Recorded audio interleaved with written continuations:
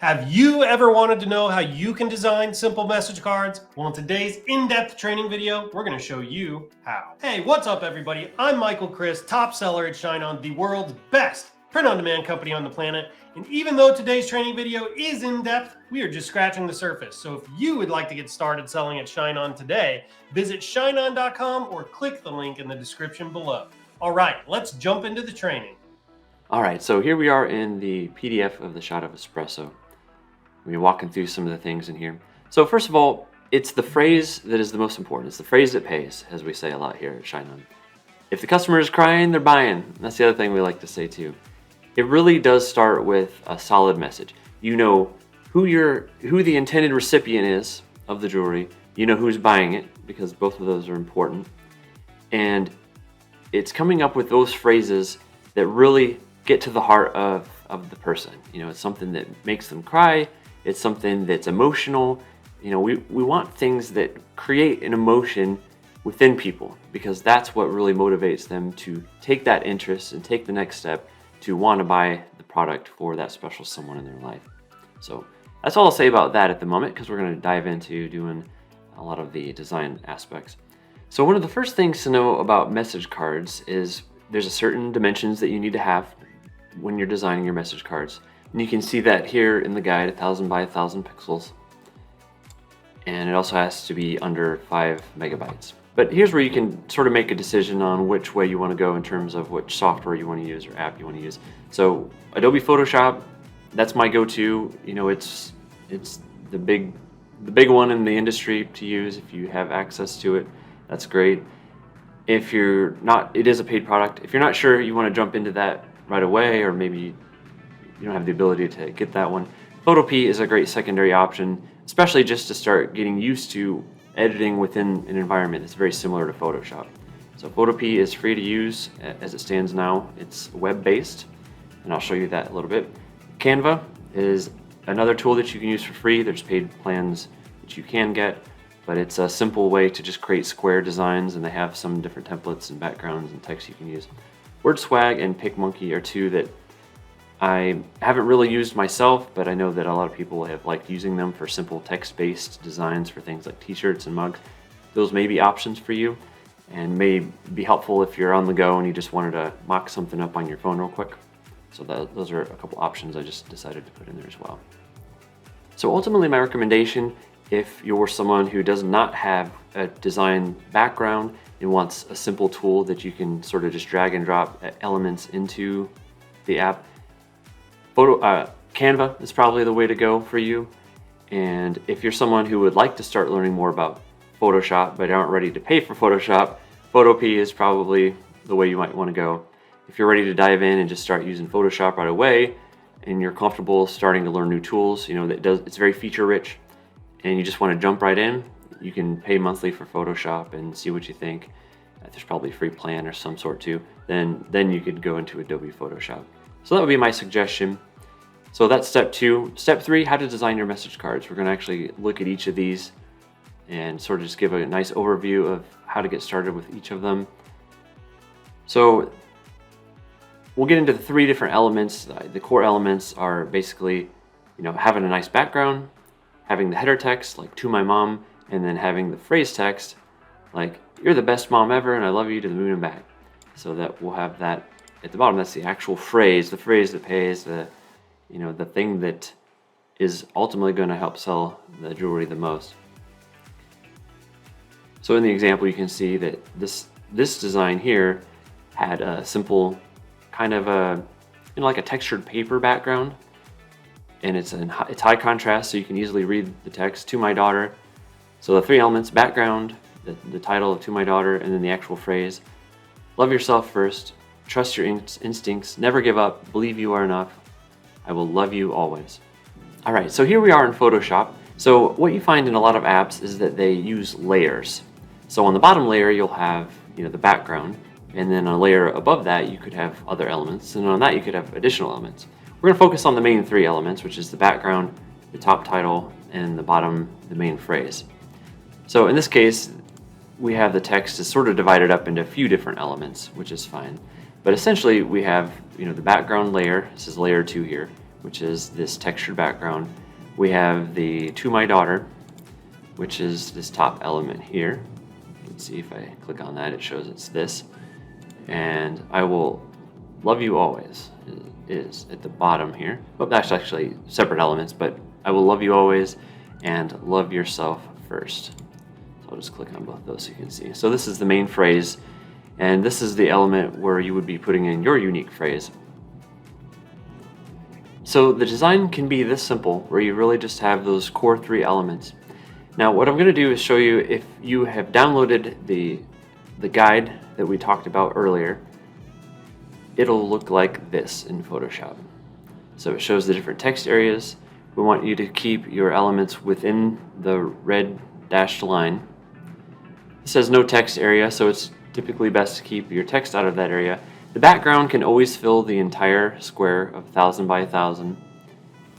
And so this is just the extra element that you can have if you're using Photoshop or Photopea to sort of see where elements are. At the time of recording, it also has a few other layers. If I shut this layer off, you can see it's just a plain white background. But we also have, just to give you an idea of where jewelry might fall. Ultimately, once you create your design and you upload it to the app or platform, then you can see on the mock-ups where your jewelry will fall on there. That's what the guide will look like, and that's just another way that you can help align things a little bit better. So let's go ahead and just do a quick design just to show you a couple things that you can do right here in Photoshop.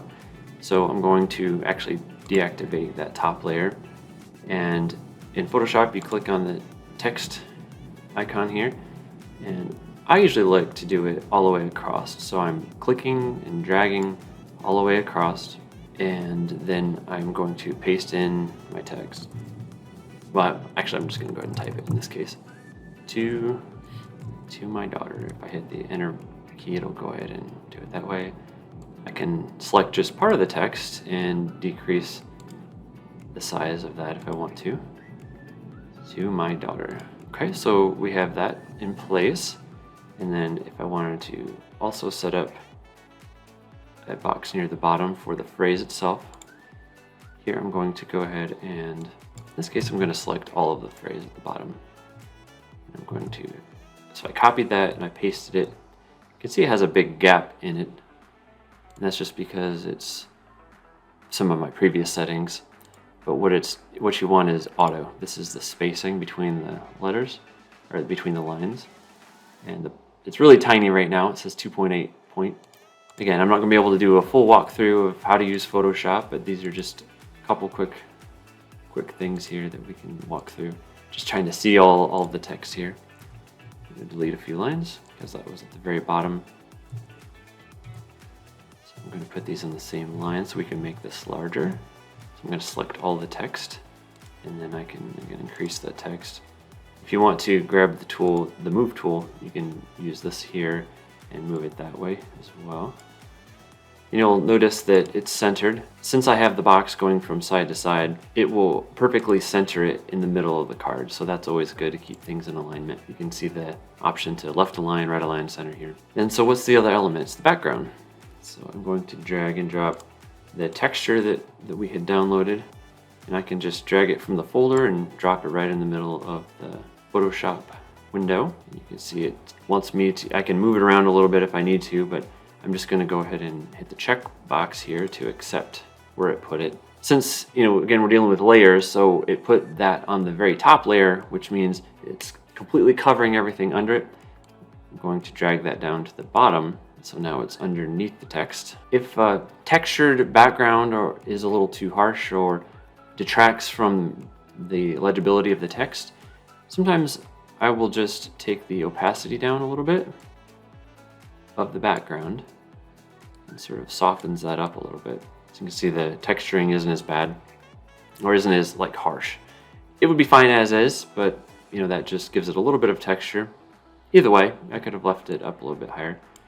Actually, I might leave it a little bit higher so you can see it. I'll just put it at 75%. Something as simple as this could be enough to get your test started. Let's say we wanted to do something a little bit more fancy. Let's do something like, if we wanted to do a script, so I'll select that one. A lot of times scripts are a little bit smaller, so I can just enlarge that a little bit, make this a little bit smaller. You can drag on here too to lower that. So to my daughter, a little bit more script on the daughter, and everything is very legible. Sans serif typeface is always really good, which just means it doesn't have the little frills on the edges. Yeah, this is very simple, but this is something that we could run with. I could save this out as a PNG, and it'll be 1,000 by 1,000 artwork file, and then I could upload that to ShineOn and create my product with it. I will always save the Photoshop file itself. If you hadn't saved it already, save it as a file. So just save as. And that will save the Photoshop, so you can go back in and edit it if you wanted to. You wanted to try different phrases on the same background. To export it as a PNG, I usually use save as copy. I'm not going to show it here because it'll go into folders and files and stuff, but save as copy, save it as a PNG with the name you want. Right next to the Photoshop file in your folder, and you'll be good to go. All right, now we are actually in Photopea. So it's photopea.com. And since Photopea is based off of Photoshop and how it's laid out, you can see it almost looks like I'm back in Photoshop again. A lot of the tools are very much the same. So I'm not going to spend, really any time going through Photopea itself. It's going to be very similar to what we just went through with Photoshop, but this is going to be a free tool that you can use that's web-based, that gives you a lot of the same results. It even has all the different layers that you can work with. You can load Photoshop files into it as well, where a lot of design apps don't have that ability to open Photoshop files, so that's a nice plus. You can see I have the guide in here already, and I could use that right here in Photopea if I want. So really incredible that it's free and available. So just know that this is one of your options if you want to have a more feature-rich application for doing your designs. So the third one on our list after Photoshop and Photopea was Canva. So let's take a look at Canva. So Canva is just canva.com, and you can create a free account. I'm already logged in, so I would just go to create a design, and I can choose custom size here, actually 1,000 by 1,000 pixels, and create a new design. So that's gonna plug away there and get something set up for us. So in the free plan, there are still plenty of templates that you can look at, if even this first one. So what do we got? Okay, it's an ocean background. This is probably be a little bit too distracting. Maybe if I bumped it down a little bit, I could do something. Oh, it has a black background. Let's see. So a lot of times what you can do is add a white background, which is actually under this element that they have here. And I could go to this transparency section and lower that so that you still get a little bit of that texture or the waves. I'm not saying this is a way to go is to put waves in the background, but just purely as an example of just one of the first free ones that they offer here. I could lower the transparency so that the waves aren't as harsh. And we can get rid of this middle box here. I'm just deleting them, basically just hitting delete on the keyboard to get rid of that. So we have this, interesting background on it. And if this was something that would fit with the design or the phrase that you have, that could be perfect. I can go to text and go with something that's easy to read. Let's see. So for the top, here's one called White Christmas. And if you don't have a pro Canva account, I would just look for anything that says free, because if you click on something else, it's gonna encourage you to purchase, which you don't necessarily need to unless that's the next step you want to go to. So I just clicked on this box here and it dropped in this text. It does sort of help you center things and align certain elements. So right there, that line drops, it shows that I have this centered. So instead of I'm dreaming of maybe I want to say to my. And then it's right aligned right now, so I can click this and maybe there's center align. Make it a little bit bigger. And of course we don't want to say White Christmas. Let's just say daughter right there. Actually, this element I'll just leave it like that for now. Going to drag it up a little bit. There we go. Daughter may end up being a little too big for this, but we'll leave it like that for now. And then, so you can get a little bit, a little bit fancier, have a script font for the top part, something like daughter here. But for the main phrase, it's usually best to do a sans serif font. So here's something called add a subheading. So let's actually just use that and go back to the phrase here. Paste that in there. So you can see already, it really makes a lot of the aspects simpler for design without getting lost in tools that sometimes you find with Photoshop. Oh, size 12 is way too small. Let's go back to, I don't even know what we had it on a second ago. 2032. So you get the idea. So let's just drop this here. Deselect off of that. So right there, we're already on our way to creating a new design with sort of a subtle, nice background on it. And yeah, we can literally just start going through and picking a few different templates and options here. If I wanted to add additional elements, let's say I wanted to add, I don't know, this says pro actually, this is free. So let's say I wanted to, oopsie, I accidentally dragged that, but that's okay. I'm going to just put this kind of in the center here, maybe right close to where the jewelry might drop. Put this back roughly where it was. So there you go. So maybe the jewelry falls right there. Well, I'm still not getting that's quite what I wanted. Okay, that's fine. So the jewelry would sit kind of over this. And again, you'd have to really export it and drop it into the app and see what it looks like with the mock-ups. But that would be something that maybe you could do. It would look nice. You can grab some of the free elements here, some shapes. Again, you don't have to get fancy. Like I said, 3 core elements: the background, the header, and then the main phrase. So that's something a little bit different. If we wanted to get rid of the background, just do white background, you could try something like that too. So that's Canva. Once you're done with that, you can click the download button, save it to your computer, and then upload it to the ShineOn app from there. Oh, and one final note about Canva. If you have your own backgrounds that you want to use, you can actually you can save those to your computer and then click on the uploads button over here, tab item, and you can upload those to Canva that you've chosen. It doesn't have to be just what they've provided for you. So that would be one way we could upload the background that we had selected earlier that we were using in Photoshop. You could upload it here and use it right here. Hey everybody, thanks for watching. I hope you too can see how you can create simple message cards right from home. If you'd like to get started with selling ShineOn today, visit shineon.com or click that link in the description below. And until next time everybody, happy selling.